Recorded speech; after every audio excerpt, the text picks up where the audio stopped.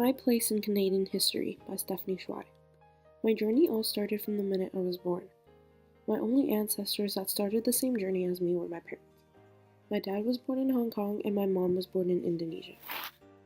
In 1994, my mom and my dad met through working in the same company in Indonesia.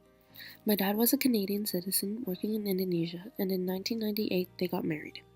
I was born on November 15, 1999 in Indonesia, but I was already technically a Canadian citizen because the law states that my citizenship is based on my father's citizenship. 4 months after I was born, my family made a decision to move to China. My dad had a business in China, and to save money, we decided to move to China. None of us were Chinese citizens, so we came as tourists. We could only stay in China for 3 months, so my family pretended to move to Hong Kong. We stayed at my dad's friend's house in Hong Kong as tourists. We held a tourist visa, and we had to renew it every 3 months in Hong Kong. After our 3 months was over, we went back to China as tourists and renewed our tourist visa. We went back and forth from China and Hong Kong, but trips back and forth weren't long because it only took about an hour and a half to 2 hours on train. When I was around the age of 4, my parents thought it was necessary for me to get a Canadian education. They also thought it was time for us to find a permanent home. My dad and I were already Canadian citizens, but my mom was not. When my family was living in China, my mom had already applied for Canadian citizenship after she applied and finished the requirements for the permanent resident in Canada.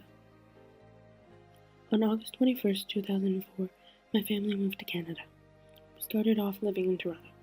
Because I was young, I learned English quickly, but my parents struggled. My dad was still doing his job from home, and my mom didn't work. On April 2nd, 2008, my mom finally earned her Canadian citizenship after meeting all the requirements. She was a part of a ceremony which my dad and I both attended. Nothing really happened while we were living in Toronto, but my family learned about Halloween and Christmas when we moved. We didn't own a car at that time because we couldn't afford one. Everywhere that we went, we had to take a bus. I went to school in Toronto until I was in grade 1. In 2005, my family moved to Markham because we could afford a better and new house with a safer location. By that time, we owned a car and transportation was easier. I started going to Coaldale Public School for half of grade 1 to the end of grade 5. We lived in Markham for a while and we got to learn the area. I made some friends at school, even though I didn't know English that well. In 2008, I started swimming. I traveled a lot in Canada for competitions, which was a great opportunity because I got to see places besides Toronto and Markham. My dad constantly went on business trips while we were living in Markham. After grade 5, my dad really wanted to move to Stouffville because it was a quiet place surrounded by mostly nature. In 2010, my family bought a house in Whitchurch, Stouffville. My family said we were still going to live in Markham and the house in Stouffville was just for the weekends.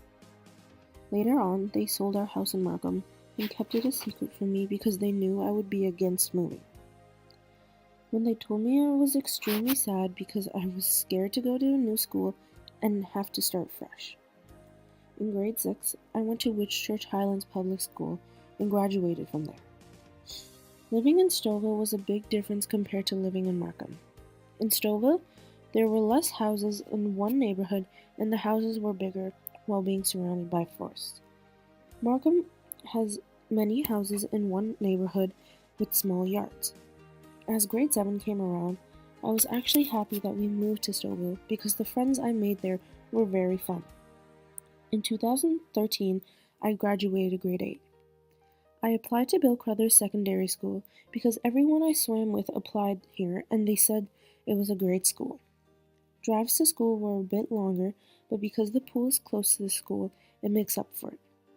I am still currently living in Stouffville in the same house.